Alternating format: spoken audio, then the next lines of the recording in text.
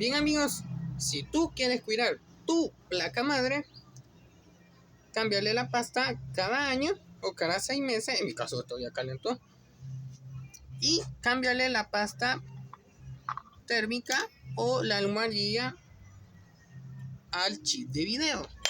Estos son los primeros que se queman, o si no, el que se quema después es el chipset, el comando o mi comando.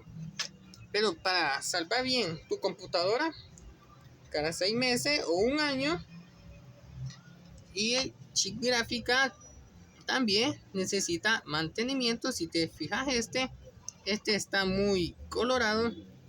He visto fotos de esta placa y el chip es bien clarito, pero este está bien azulito. Eso me está indicando que este chip tarde o temprano se me va a quemar, pero con buena pasta se mantendrá.